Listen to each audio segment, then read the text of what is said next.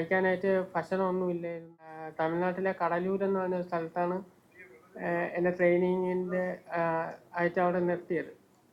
അവിടെ കടകളിൽ പോയപ്പോൾ ചായ വാങ്ങിക്കാനും പിന്നെ അവർക്ക് ആ മുതലാളിക്കുള്ള സിഗരറ്റും മറ്റു സാധനങ്ങളും വാങ്ങിക്കാനുമാണ് എന്നെ പറഞ്ഞു വിട്ടത്. ആയിരിക്കും വിളിക്കുന്നത്. അങ്ങനെ കുഞ്ഞുങ്ങൾ ഇതെന്ന് പറയുമ്പോഴത്തേക്ക് അവർ ആവശ്യമില്ലാത്ത കാര്യങ്ങൾ പറഞ്ഞു 1.5 ലക്ഷം 2 ലക്ഷം രൂപ ശമ്പളം എന്ന് പറഞ്ഞ് അവിടെ പഠിച്ചാൽ അങ്ങനെയാണ് ഇങ്ങനെയാണെന്നൊക്കെ പറഞ്ഞ് നമ്മളില്ലാത്ത ഈ വീട്ടിൽ കുഞ്ഞുങ്ങൾ ഇത് പഠിക്കണം, എനിക്കിത് പഠിച്ചാൽ ശമ്പളം ഉണ്ടല്ലാമോ എന്ന് പറഞ്ഞാണ് ഞങ്ങൾ അവിടെ പോകുന്നത്, അഡ്മിഷൻ എടുക്കുന്നതും സർട്ടിഫിക്കറ്റ് വേണമെന്ന് പറഞ്ഞു. അങ്ങനെ ഞങ്ങൾ അവിടെ വിളിച്ചിട്ട് ഈ കുട്ടികളെടുത്ത് പറഞ്ഞ് മഞ്ചേരി എന്ന് പറഞ്ഞ സ്ഥലത്ത് സർട്ടിഫിക്കറ്റ് വാങ്ങിക്കാൻ വരണം എന്ന് പറഞ്ഞ് ഞങ്ങളെ വിട്ട് ഒപ്പിടി. എക്സാം ഒന്നുമില്ല, QC പോലുള്ള എന്തോ സംഭവങ്ങളേ ഉള്ളൂ.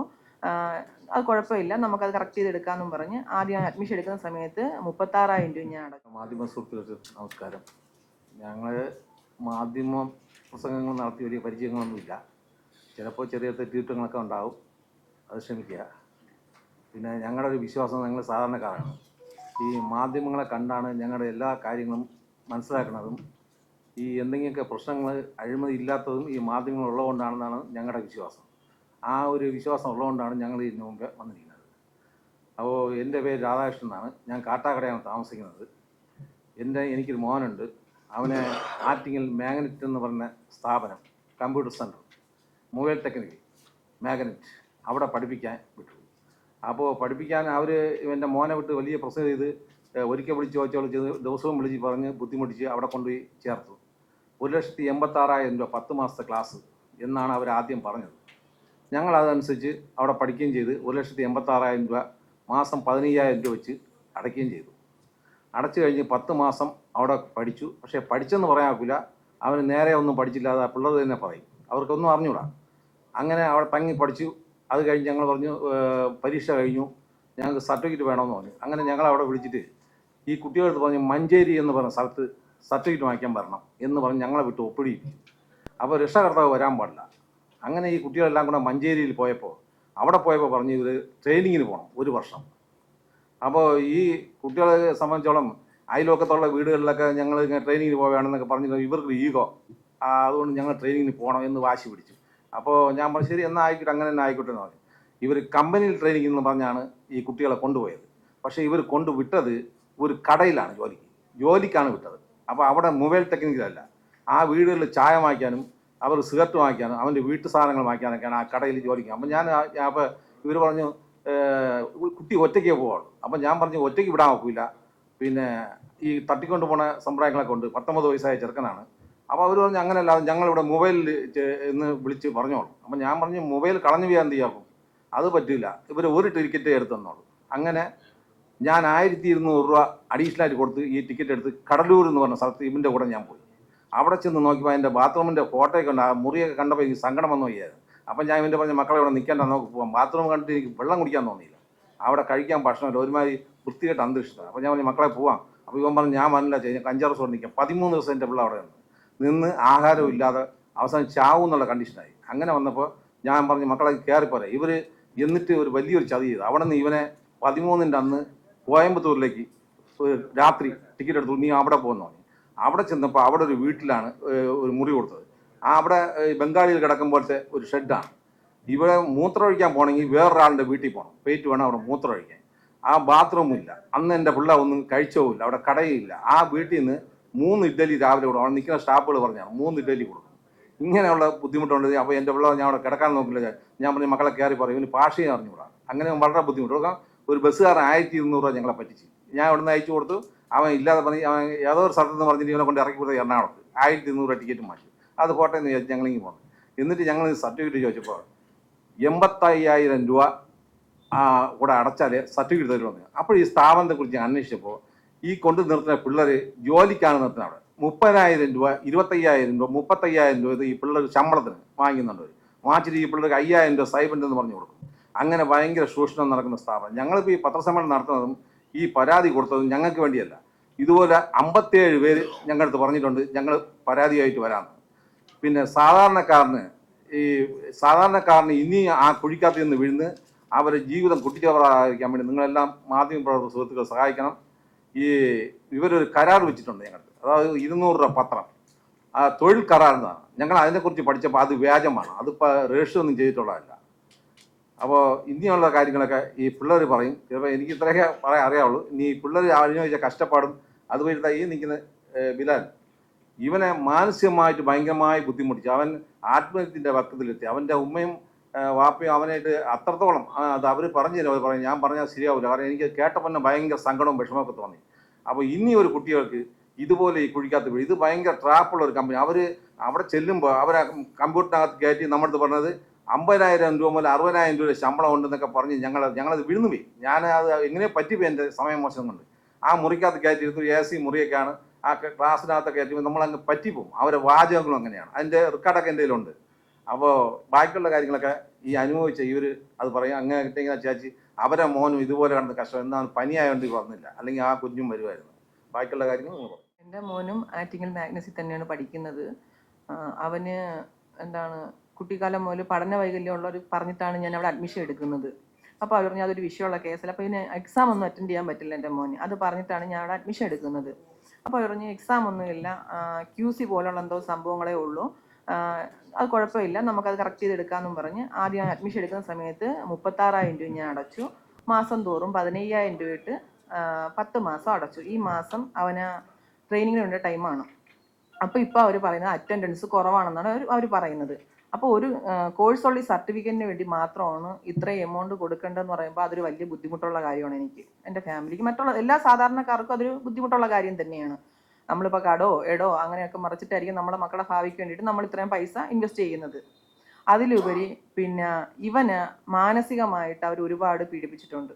കാരണം എന്ന് വെച്ച് കഴിഞ്ഞാൽ അത്രയും കുട്ടികളിരിക്കുന്ന ക്ലാസ് റൂമിൽ ചെന്നിട്ട് അവർ പറയും ബിലാലെ നീ വരുന്നത് വെറുതെയാണ്. അപ്പോൾ എൻ്റെ മോന് 16 വയസ്സിലാണ് അഡ്മിഷൻ എടുക്കുന്നത്. ഇപ്പോൾ 10 മാസം കൊണ്ട് എക്സ്ട്രാ ആയെന്നേ ഉള്ളൂ. അപ്പോൾ ഇവർ പറയുന്നതെന്ന് വെച്ച് കഴിഞ്ഞാൽ ബിലാലെ അത് അവിടുത്തെ സ്റ്റാഫാണ്, അവിടുത്തെ മാനേജറോ അല്ലെങ്കിൽ അവിടെ പഠിപ്പിക്കുക അത്ര വാലിഡ് ആയിട്ടുള്ള ഒരാളല്ല പറയുന്നത്, അവിടുത്തെ വെറും ഒരു സ്റ്റാഫാണ്. അവർ വന്നിട്ട് പറയുന്നത് ബിലാലെ നിന്നെ പഠിപ്പിക്കുന്നത് വെറുതെയാണ്, നിന്റെ പൈസ നിനക്ക് വീട്ടുകാർ ചുമ്മാ തരുന്നതാണ്, നിനക്ക് ഉള്ളതിൻ്റെ അഹങ്കാരമാണ്, ഇങ്ങനെയൊക്കെ പറഞ്ഞ് മോനെ ഒരുപാട് മാനസികമായിട്ട് പറഞ്ഞിട്ടുണ്ട്. അപ്പം മോൻ എന്താണ് അതെല്ലാം മിണ്ടാതെന്ന് കേട്ടിട്ട് വീട്ടിൽ വന്ന് പറയുന്നുണ്ട് ഉമ്മ ഇങ്ങനെ പറഞ്ഞു. എന്നിട്ട് ഇവൻ ചിന്തിക്കുന്നതെന്ന് വെച്ച് കഴിഞ്ഞാൽ ഇവന് മറ്റൊന്നിലും ഈ എഴുതാനും അല്ലെങ്കിൽ എക്സാം അറ്റൻഡ് ചെയ്യാനുള്ള ബുദ്ധിമുട്ടുള്ളതിനെ കൊണ്ട് ഇവൻ കുട്ടിക്കാലം മുതൽ ഇവൻ ഇങ്ങനെ ടെക്നിക്കൽ പരമായിട്ട് ഭയങ്കര ഇഷ്ടമുള്ള കേസാണ്. 6ാം ക്ലാസ് മുതൽ ഇവൻ തന്നെയാണ് വീട്ടിലുള്ള ഒട്ടുമിക്ക സാധനങ്ങളും ഇവൻ തന്നെയാണ് ശരിയാക്കുന്നതും നോക്കുന്നതും കാണുന്നതും ഒക്കെ. അപ്പോൾ ഇവൻ ഇങ്ങനെ ഒരു ഓപ്ഷൻ വന്നപ്പോൾ ഇവൻ വിചാരിച്ചു ഇവന് പഠിച്ചിറങ്ങിയ ഉടനെ ജോലി കിട്ടും, അപ്പോൾ അതിലൊക്കെ നല്ല രീതിക്ക് ജോലിയും കാര്യങ്ങളൊക്കെ ആകുമ്പം ഇതൊരു കുറവ് അവൻ തന്നെയാണ് പരിഹരിക്കാന്നുള്ള രീതിക്ക് തന്നെയാണ് നമ്മൾ ഇത്രയും പൈസ കൊടുത്തതും ആക്കിയതും. അപ്പോൾ അവർ പറയുന്നത് അവർക്ക് ട്രെയിനിങ്ങിന് വിടാൻ പറ്റില്ല. ഒന്ന്. രണ്ടാമത്തെ കേസ്, അതിനുശേഷം ഞാൻ ചെന്ന് ചോദിച്ചു എന്താണ് കാരണം. ഞാനും മോനും കൂടെ മെയ് 16 മറ്റോ നമ്മൾ പോയി ചോദിച്ചപ്പോൾ അവർ പറഞ്ഞു അറ്റൻഡൻസ് കുറവാണ്. ഓക്കെ, അറ്റൻഡൻസ് കുറവാണെങ്കിൽ ആ അറ്റൻഡൻസ് ആഡ് ചെയ്യാൻ ഞാൻ 2 മാസത്തെ പൈസയും കൂടെ തന്ന് അത് മുന്നോട്ട് കൊണ്ടുപോകാമെന്ന് ഞാൻ പറഞ്ഞു. അപ്പോൾ അവർ പറഞ്ഞു പറ്റില്ല, എന്ത് വന്നാലും പറ്റില്ല. ഈ കാര്യങ്ങൾ പറയുന്നത് അവിടുത്തെ സ്റ്റാഫുകളാണ് പറയുന്നത്. അവരെ മാനേജരാ മഞ്ചേരിയിലെ മാനേജറെ വിളിച്ചപ്പോൾ പുള്ളി പറഞ്ഞത് പുള്ളി ഇങ്ങനെ ഒരു കാര്യം അറിഞ്ഞിട്ടില്ല. അതിൻ്റെ വോയിസ് റെക്കോർഡും കാര്യങ്ങളും എൻ്റെ ഉണ്ട്. ഇത് വൻ തട്ടിപ്പാണ്. ഇതിന് ശേഷം മെയ് 16 ശേഷം എൻ്റെ മോൻ ക്ലാസ്സിന് പോയിട്ടില്ല. എൻ്റെ മോൻ അതിനുശേഷം മാനസികമായിട്ട് തകർന്ന് ഇന്നൊരു ദിവസമാണ് വീടിന് വെളിയിറങ്ങുന്നത്. ഇതുവരെ എൻ്റെ മോൻ വീട്ടിന് വെളിയിറങ്ങിയിട്ടില്ല. അവൻ ഫ്രണ്ട്സിൻ്റെ അടുത്തും അയൽവക്കക്കാരുടെ അടുത്തും നമ്മളെ ബന്ധുക്കടുത്തും ഒക്കെ പറഞ്ഞു കഴിഞ്ഞാൽ എനിക്ക് ജോലിക്ക് പോകാൻ പറ്റും എന്നുള്ള ഒരു ഇതിൽ പറഞ്ഞിട്ടാണ് നിന്നത്. ഇപ്പോൾ എല്ലാവരും ചോദിക്കുന്നത് പോകുന്നില്ലെന്ന് ചോദിക്കുന്ന ഒരു കാരണം കൊണ്ട് മോൻ വീട്ടിന് വെളിയിറങ്ങൊക്കെയില്ല, ഫുഡ് കഴിപ്പില്ല, മാനസികമായിട്ട് ശാരീരികമായിട്ടും മോൻ തകർന്നിരിക്കുകയാണ്. എനിക്ക് എൻ്റെ മോൻ തന്നെയാണ് വലുത്. ഞാൻ ഒരിക്കലും ഇവർക്ക് കൊടുത്ത പൈസ ഞാൻ അങ്ങോട്ട് കൊടുത്ത പൈസയാണ്. അപ്പോൾ എൻ്റെ മോൻ്റെ ഭാവിക്ക് വേണ്ടിയിട്ടാണ് ഞാൻ കൊടുത്തത്. ഇപ്പം നമ്മളെ മക്കൾ ഇപ്പോഴത്തെ സമൂഹത്തിൽ വളർന്നു വരുന്ന മക്കൾ നശിച്ചു പോകാൻ വേണ്ടിയിട്ട് എല്ലാവരും സപ്പോർട്ട് ചെയ്യും. ഒരു ഭാവി നശിക്കുന്നതിൻ്റെ തെളിവ് നിങ്ങൾ ആരും ചോദിക്കുന്നില്ല, ഒരു മാധ്യമോ അല്ലെങ്കിൽ ഒരാളും തിരക്കുന്നില്ല. എന്താണ് ഇപ്പോൾ എൻ്റെ മോൻ ഒരു MDMA അല്ലെങ്കിൽ ഒരു കള്ളു കുടിച്ച് ഒരു സ്ഥലത്ത് കയറി എന്തെങ്കിലും ഒരു ബുദ്ധിമുട്ട് ഉണ്ടാക്കി ചെയ്തു കഴിഞ്ഞാൽ അത് പബ്ലിക്കാവും. അപ്പം ഇതുപോലെ കുഞ്ഞുങ്ങളെ സമൂഹത്തിൽ ഭാവി നശിപ്പിക്കുന്നതിനെ പറ്റി നിങ്ങൾ ആരും അന്വേഷിക്കുന്നില്ല. അത് അന്വേഷിക്കണം, ഇതിന് വേണ്ട നടപടികൾ നമുക്ക് എടുത്തു തരണം. പിന്നെ ഇപ്പം ഇവർ പറയുന്ന ഓപ്ഷൻ എന്താണ്, എൻ്റെ മോന് അറ്റൻഡൻസ് കുറവാണെന്നാണ് പറയുന്നത്. ഓക്കെ, അപ്പം അറ്റൻഡൻസ് ഫുള്ള് ക്ലിയർ ചെയ്തിട്ട് ട്രെയിനിങ്ങിന് പോയ കുട്ടികളുടെ ഭാവി നിങ്ങൾ അന്വേഷിക്കണം. അവരെല്ലാം ഓക്കെ അല്ല. ഞാൻ ഇതിനെപ്പറ്റി ഫുള്ള് പഠിച്ചിട്ടാണ് ഞാൻ ഇപ്പം വന്നിരിക്കുന്നത്. 10-20 പേരോളം ഒരുമിച്ച് നിന്ന് ആറ്റിങ്ങൽ മാഗ്നസിൽ നിന്ന് കേസിന് പോയി സർട്ടിഫിക്കറ്റ് വാങ്ങിച്ചത് വാലിഡ് ആയിട്ടുള്ള സർട്ടിഫിക്കറ്റ് അല്ല. പിന്നെ എൻ്റെ മോൻ 18 വയസ്സ് തികഞ്ഞൊരു വ്യക്തിയല്ല, 16 വയസ്സിലാണ് സൈൻ ചെയ്തിരിക്കുന്നത്. ഇവൻ്റെ ഒരു ആഗ്രഹത്തിന് വേണ്ടി ഞാൻ ചെയ്തു കൊടുത്തതാണ്, അത് ഞാൻ പറയുന്നുണ്ട്. പിന്നെ നമുക്കിപ്പോൾ ഒരു എഗ്രിമെന്റ് എന്ന് പറയുന്നത് ആ ടൈമിൽ ഇപ്പം ഞാൻ ഇന്നത്തെ നിങ്ങളൊരു പേപ്പർ തരുന്നെങ്കിൽ ഇന്ന് ഞാൻ സൈൻ ചെയ്യുന്നെങ്കിൽ അതിന് വാലിഡ് ഉണ്ട്. എൻ്റെ മോൻ അവിടെ ക്ലാസ്സിന് കയറി, ആഗസ്റ്റിൽ ക്ലാസ്സിന് കയറി, പിന്നെ 4 മാസം കഴിഞ്ഞിട്ടാണ് എൻ്റെ മോനെ കൊണ്ട് ഈ എഗ്രിമെന്റ് സൈൻ ചെയ്യിപ്പിക്കുന്നത്. അതിൻ്റെ കോപ്പി എൻ്റെ ഉണ്ട്. അപ്പം നമുക്ക് ആ 6 മാസം നമ്മൾ പൈസ അടച്ചു, അപ്പം നമ്മൾ തല വെച്ചിരിക്കുകയാണ്. അപ്പം നമുക്ക് ഈ സർട്ടിഫിക്കറ്റ് ഫുള്ള് വായിച്ചിട്ട്, അല്ലെങ്കിൽ അവർ തന്നെ എഗ്രിമെന്റ് 200 രൂപ പത്രത്തിൽ തന്നെ എഗ്രിമെന്റ് നമ്മൾ വായിച്ചിട്ട് നമുക്കൊന്നും ചെയ്യാൻ പറ്റത്തില്ല. നമുക്ക് എങ്ങനെ മിണ്ടായിരുന്നു കേൾക്കാനേ പറ്റില്ല. അപ്പം നമ്മൾ ഓക്കെ. അപ്പം എൻ്റെ മോൻ പറഞ്ഞു, എനിക്ക് ജോലി കിട്ടുമല്ലോ. ഈ ഒരു കാരണം കൊണ്ടാണ് നമ്മൾ ഇത്രയും സഹിച്ചും ക്ഷമിച്ചും നിന്നത്. ഇപ്പം അവർ മോൻ്റെ മോതാവിലും എൻ്റെ മോതാവിലും പറഞ്ഞ് ഒരു കോഴ്സ് ഉള്ള സർട്ടിഫിക്കറ്റ്, വെറുതെ ഒരു സർട്ടിഫിക്കറ്റ്, വേറെ എങ്ങും വാലിഡ് ആയിട്ടുള്ള പേപ്പറല്ല, ഗവൺമെന്റ് അംഗീകാരപ്പെട്ടതോ ഒന്നുമല്ല, ഒരു സർട്ടിഫിക്കറ്റിന് വേണ്ടി 1,86,000 രൂപ കൊടുക്കാൻ ഇത് വെള്ളരിക്കാൻ പട്ടണമൊന്നും അല്ല. ഇതിന് മുന്നോട്ട് വേണ്ട നിയമ നടപടികൾ വേണം. ഇത് തന്നെയാണ് എൻ്റെ ആവശ്യം. പിന്നെ ഞാൻ കുറച്ച് നേരത്തെ നിങ്ങൾ ചോദിച്ചത് കണക്ക് എന്താണ്, ഇപ്പം ഒരു MDMA അങ്ങനെ എന്തെങ്കിലും വെച്ച് കഴിഞ്ഞാൽ നിങ്ങൾ ഉടനെ പിടിക്കും, പോലീസാവും, ആളാവും, ബഹളമാവും. അപ്പോൾ ഇതേപോലെ ഉള്ള സ്ഥാപനങ്ങൾ കുട്ടികളുടെ ഭാവി നശിപ്പിക്കുന്നുണ്ടോയെന്ന് അന്വേഷിക്കേണ്ട കടമ എല്ലാവർക്കും ഉണ്ട്. നമ്മളെ വിദ്യാഭ്യാസ വകുപ്പിനുണ്ട്. നമ്മളെ കുട്ടികൾ എന്തുകൊണ്ടാണ് ഈ നാട്ടിൽ നിൽക്കാത്തത്? പൈസ നേക്കുമ്പോൾ ഓടുന്നതിൻ്റെ കാര്യം എന്താണ്? ഇവിടെ ഒന്നിനൊരു വാല്യൂ ഇല്ല. തൻ്റെ ഇപ്പം കഷ്ടപ്പെട്ടാലും മാതാപിതാക്കൾ എങ്ങനെ കഷ്ടപ്പെട്ട് കൊടുത്താലും ഏത് സാഹചര്യത്തിൽ നിന്നാണ് മക്കളെ ഭാവിക്കേണ്ടി നമ്മൾ ഇത്രയും പൈസ കൊടുക്കുന്നത്? അപ്പം അതൊന്നും നിങ്ങളാരും അന്വേഷിക്കുന്നില്ല. എൻ്റെ മോൻ മാനസികമായിട്ട് ഒരുപാട്, ഇന്നൊരു ദിവസം എൻ്റെ മോൻ വീട്ടിന് വെളിയിറങ്ങുന്നത്. അതും ഈ രാധാകൃഷ്ണൻ ചേട്ടൻ ഇന്നലെ വിളിച്ച് മോനെ ഒരുപാട് കൺവിൻസ് ചെയ്തതിനെ കൊണ്ടാണ് ഇന്ന് വന്നത്. അവൻ വരത്തില്ല എന്ന് പറഞ്ഞ് ഈ കരച്ചിലും വീഴ്ചിലും ഒക്കെ ആയിരുന്നു.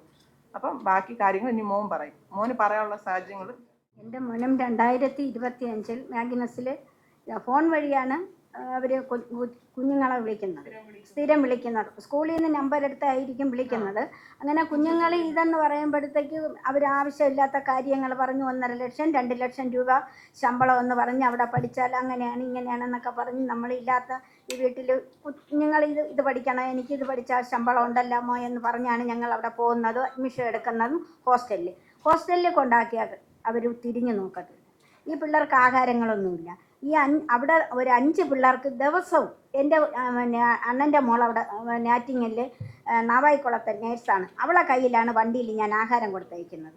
ആഹാരങ്ങളൊന്നുമില്ല. അവർ പറയുന്നത് എന്തെങ്കിലും വെച്ച് കഴിച്ചോളും എന്നാണ് പറയുന്നത്. എന്നിരുന്നാലും ബുദ്ധിമുട്ടുകളെല്ലാം സഹിച്ച് ഞങ്ങൾ ഇവിടെ നിന്ന് തിരുവനന്തപുരത്തിൽ നിന്ന് അവിടെ ചെല്ലണമെന്നുണ്ടെങ്കിൽ തന്നെ എത്ര രൂപ വസൂലി ആവണമെന്ന് ഉണ്ടാവും. അത് ശനിയാഴ്ച വന്നു കഴിഞ്ഞാൽ ഞായറാഴ്ച വൈകിട്ട് അങ്ങ് എത്തും. അങ്ങനെ പോലീസ് സ്റ്റേഷനിൽ ഒരു പരാതി കൊടുത്തു. ഞങ്ങൾക്കൊരു സർട്ടിഫിക്കറ്റാണ് ഞങ്ങൾ ചോദിച്ചത്. ഈ 1,86,000 രൂപ വാങ്ങിച്ച ഞങ്ങൾക്ക്, ഞാൻ പട്ടികജാതിക്കാരിയാണ്. എനിക്കാണെങ്കിൽ പിന്നെ അസുഖങ്ങളും കാര്യങ്ങളും ഒക്കെ ഉള്ള, എൻ്റെ ഭർത്താവാണെങ്കിൽ കൂലിപ്പണിക്കാരനാണ്. ആ പൈസയിൽ നിന്നാണ് എൻ്റെ മൂത്ത മോനാണെങ്കിൽ PG ഇംഗ്ലീഷ് ലിറ്ററേച്ചറാണ്. അവൻ ഇതുവരെ ഒരു ജോലിയായില്ല. അപ്പോൾ ഈ കൊച്ചിന് ഒരു ജോലി എങ്ങനെ കിട്ടും, ഞങ്ങളെ കൂടെ സംരക്ഷിക്കും എന്നുള്ള ഒരു കാരണത്തിലാണ് ഞങ്ങൾ ഇവരെ തള്ളു കേട്ടാണ് ഞങ്ങൾ അവിടെ എൻ്റെ കുഞ്ഞുങ്ങളെ കൊണ്ടിട്ടത്. പിന്നെ ഇവിടെയാണ്, പിന്നെ ബാംഗ്ലൂരാണ് ട്രെയിനിങ്ങിന് വിട്ടത്. അവിടെ ചെന്നപ്പോഴത്തേക്ക് 2 വലിയ ഈ മദ്യപിക്കുന്ന ആൾക്കാരെ ഇടയ്ക്ക് കൊച്ചിനെ കിടക്കും. ഇന്ന് വരെ കുഞ്ഞുങ്ങളൊന്നും ഇതൊന്നും കണ്ടിട്ടില്ലാത്തതാണ്. അന്ന് രാത്രി പറയുന്നത്, അമ്മ എനിക്കിവിടെ കിടക്കാമേ, അവർ ഗ്ലാസ്സിൽ മദ്യം ഒഴിക്കുകയാണ് എന്ന് പറഞ്ഞു. ഞാൻ ഉടനെ ഇവർക്ക് അവിടെ ചെല്ലുമ്പോഴത്തേക്ക് പറയും, ഇന്ന ആളെ വിളിക്കാൻ ഇൻചാർജറെ വിളിക്കുക. അവരെ വിളിച്ചാൽ ഫോൺ എടുക്കുകയില്ല.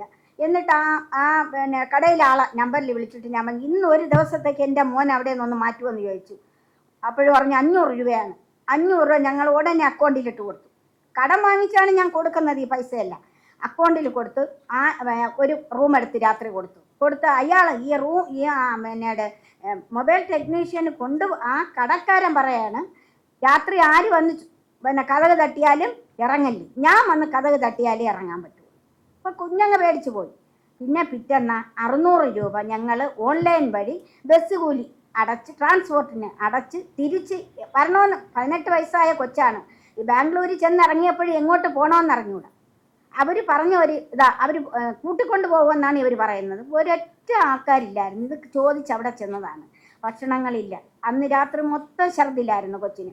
അത് കഴിഞ്ഞ് ആ രാത്രി തന്നെ ബസ് കയറി തമ്പാനൂർ വന്ന് ഞങ്ങളിവിടെ നിന്ന് വന്ന് എൻ്റെ കൊച്ചു അങ്ങ് കൊണ്ടുവരികയും ചെയ്തു. അവർ മാനസികമായിട്ട് നമ്മൾ ഇനി ഞങ്ങൾക്ക് പഠിപ്പിക്കാനെന്ന് പറയുമ്പോഴത്തേക്ക് ഈ 1,86,000 രൂപ ഞാൻ ഒരു 100 ലോൺ എടുത്താണ് ഞാൻ കൊടുത്തത്. അവസാനം ഞാൻ 15,000 രൂപ എടുത്തത് കുടുംബശ്രീക്കാരെ ലോണാണ് എടുത്തത്. അവിടെ നിന്നാണ് ഞങ്ങളെടുത്തത്, മുത്തൂറ്റിൽ നിന്നും അവിടെ നിന്ന് ഈ കൊള്ള പലിശയ്ക്കാണ് ഞങ്ങളെടുത്ത് കൊടുത്തത്. കൊച്ചിനൊരു ജോലി കിട്ടുമല്ലോ, ഞങ്ങളെ കൂടെ നോക്കുമല്ലോ എന്നുള്ള അവൻ്റെ ഒരു ജോലി, ഞങ്ങളെ നോക്കിയില്ലെങ്കിലും അവന് എന്തെങ്കിലും ഒരു കാര്യം നടക്കുമല്ല എന്നുള്ള ഇതിൽ വേറും പറ്റീരെന്ന് പറഞ്ഞാൽ അവിടെ ചെന്നാൽ നമ്മളെ സംസാരിക്കാൻ സമ്മതിക്കൂല, ഞങ്ങളെ ഹോസ്റ്റലിൽ ചെല്ലാൻ സമ്മതിക്കൂല. എന്നാലും ഞങ്ങൾ ഇടിച്ചു കയറിപ്പോവും. പോകുമ്പോഴത്തേക്ക് കുഞ്ഞുങ്ങൾക്ക് ആഹാരമില്ല, ഒന്നുമില്ല, ഒരു ബെഡും കാലൊന്നും നൂത്തിടാൻ ഒരു സൗകര്യമുള്ളതല്ല അവിടെ. ഇനി എന്താണ് അവർ ഉപയോഗിക്കണമെന്നും ഞങ്ങൾക്ക് അറിഞ്ഞൂടാ. എന്നിരുന്നാലും ഞങ്ങൾ ചോദിക്കും, ലഹരി പദാർത്ഥങ്ങൾ വല്ലതും പിള്ളേർ ഉപയോഗിക്കുന്നോ എന്ന് ഞങ്ങൾ ചോദിക്കില്ല. അമ്മ ഞങ്ങൾ കണ്ടിട്ടില്ല, അങ്ങനെയാണ് എന്ന് പറയും. ഒരു നേരമൊക്കെയായിരിക്കും ആ പിള്ളേർ മാഗിയൊക്കെ വെച്ച് കഴിച്ചുകൊണ്ട് കിടക്കുന്നത്. എൻ്റെ അടുത്ത് പറയും, അമ്മ ഞങ്ങൾ ചന്തയിൽ ചെന്ന് മരിച്ചിനിയും ഉണക്ക മീനും വാങ്ങിച്ചുകൊണ്ട് വന്ന് ഞങ്ങൾ വെച്ചു എന്ന് പറയും. അതൊക്കെ കേൾക്കുമ്പോൾ ഞങ്ങളെ കരൾ പൊട്ടും. ഞങ്ങൾ അതൊക്കെ ആയിരിക്കും കഴിക്കുന്നത്. എന്നാൽ ഈ കൊച്ചു പിള്ളേർക്ക് ഇങ്ങനെയാണ്. എന്നിട്ട് അവിടെയുള്ള മാനേജർമാർ 2-3 പേരുണ്ട്, അവർ ഈ പൈസ ഉണ്ടാക്കാനായിട്ട്, അയ്യോ കുഴപ്പമൊന്നുമില്ല, ഇത് ഞങ്ങൾക്ക് നീതി ലഭിക്കണം, അത് പോയിട്ട് ഞങ്ങൾക്ക് നഷ്ടപരിഹാരം കിട്ടും, ഞങ്ങളെ പിള്ളേർ മാനസികമായിട്ട് ഇനി ഞങ്ങൾക്ക് ഫീസൊന്നും കൊടുത്ത് പഠിപ്പിക്കാനില്ല. പിന്നീട് ഞങ്ങൾ അറിയുന്നത് സർക്കാരിൻ്റെ ഇതിൽ 3 മാസത്തെ കോഴ്സാണിത്, ഒരു പൈസയും ഇല്ലാതെ നിയമത്ത് പഠിപ്പിക്കുമെന്നാണ് ഞങ്ങൾ അറിഞ്ഞത്. 1,88,000 രൂപ എന്നൊക്കെ പറഞ്ഞ് സാധാരണക്കാരായ ഞങ്ങളെ കൊണ്ട് ഒരു നിവൃത്തിയില്ലാത്തതാണ്. ഞങ്ങൾക്ക് നഷ്ടപരിഹാരവും കിട്ടണം. ഒരു കൊച്ചു ഒരു 3 മാസം പഠിച്ച ഒരു കോഴ്സ് സർട്ടിഫിക്കറ്റ് കിട്ടും. കോഴ്സ് സർട്ടിഫിക്കറ്റ് ചോദിച്ചപ്പോൾ അവർ പറയണം 88,000 രൂപ ഇനി അടയ്ക്കണം, അടച്ചാലേ കോഴ്സ് സർട്ടിഫിക്കറ്റ് കിട്ടൂ. ഇതെവിടുത്തെ നിയമമാണ്? ഞങ്ങൾ പോലീസ് സ്റ്റേഷനിൽ കൊണ്ടുവന്നൊരു പരാതി കൊടുത്ത് അതിനും ഇതുവരെ നമ്മളെ വിളിച്ചിട്ടുണ്ട്. എന്നാൽ അവർ വിളിച്ച് കുറേ പേപ്പറുകൾ കൊടുത്ത് ഇതാണ്. അതുകൊണ്ട് ഞങ്ങൾക്ക് നീതി ലഭിക്കണം. ഇത്രയാണ് എനിക്ക് പറയാനുള്ളത്. 2024 മാർച്ച് 24-ാം തീയതിയാണ് ഞാൻ അവിടെ പഠിക്കാൻ കയറിയത്. അവിടെ കയറിയപ്പോൾ പറഞ്ഞു ഇതുപോലെ നമ്മളെ അഡ്മിഷൻ അതിൻ്റെ സർട്ടിഫിക്കറ്റ് ഇതൊരു ട്രെയിനിങ് ഒന്നുമില്ല, അവിടെ 20 പേജുള്ള പുസ്തകം മാത്രം ഉണ്ടെന്നാണ് പറഞ്ഞത്. പിന്നെ ലാസ്റ്റ് എത്തിയപ്പോൾ ട്രെയിനിങ് ആയിട്ടുള്ള കാര്യമൊക്കെ ഉണ്ടെന്ന് പറഞ്ഞത്.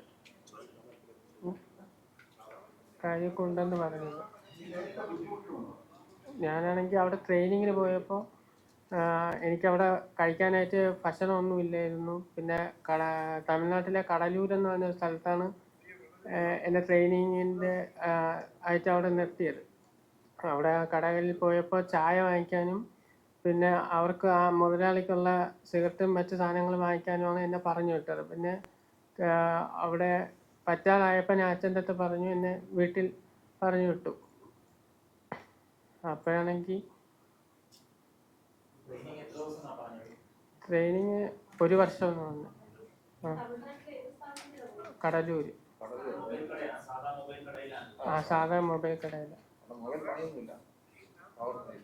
ഞാൻ പോയിട്ട് സംസാരിച്ച കാര്യങ്ങൾ എന്തിനാണ് തീരുമാനമായെന്ന് അറിയാൻ വേണ്ടി ഒരു 2-3 ദിവസം മുമ്പ് ഞാൻ മാനേജറെ വിളിച്ചായിരുന്നു.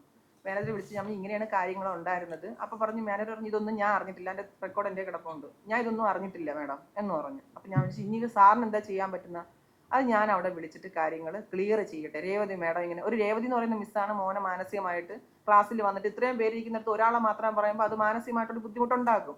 നിന്നെ ഒന്നിനും കൊള്ളത്തില്ല, നിന്നെ വെറുതെ വിടുന്നതാണ്, നിന്റെ വീട്ടുകാർക്ക് പൈസ ഉള്ളതിനെ കൊണ്ട് നിന്നെ വെറുതെ വിടുന്നതാണെന്നൊക്കെ പറഞ്ഞ് മാനസികമായിട്ട് നിർത്തി. അത് മോൻ മൈൻഡ് ചെയ്യാത്ത 10 മാസം കഴിഞ്ഞ് ട്രെയിനിങ്ങിന് പോകാൻ പറ്റുന്ന ഒരൊറ്റ കാരണം കൊണ്ടാണ്.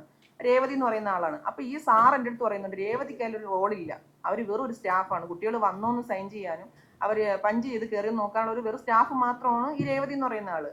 അപ്പോൾ ഒരു കുട്ടി ഒരു സ്ഥാപനത്തിൽ പഠിക്കുമ്പം ഒരു സ്റ്റാഫ് വന്ന് ഇത്രയും പറയാനുള്ള അനുവാദം ആരാണ് കൊടുത്തത് അതറിയില്ല.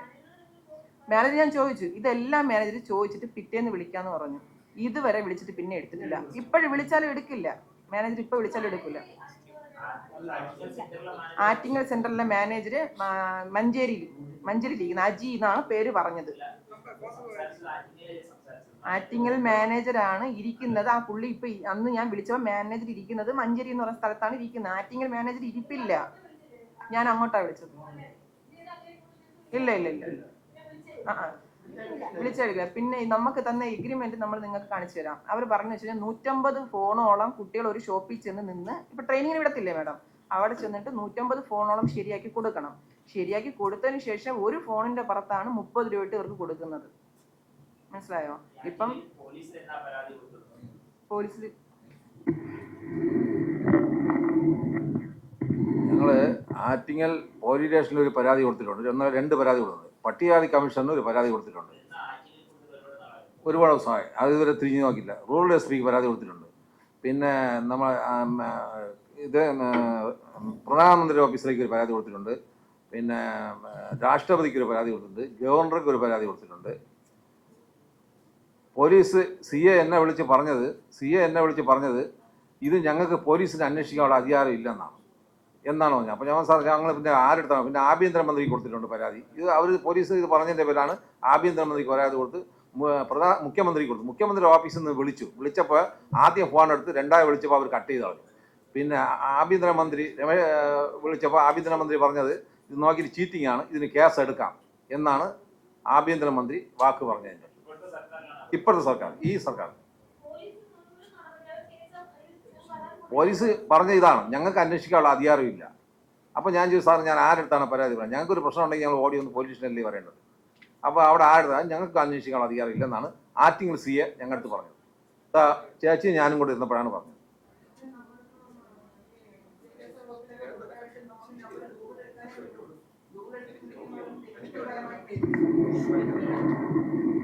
ടെക്നിക്കൽ സെക്ഷനിൽ വിളിച്ച് പറയുന്നൊക്കെയാണ് അവർ പറയുന്നത്.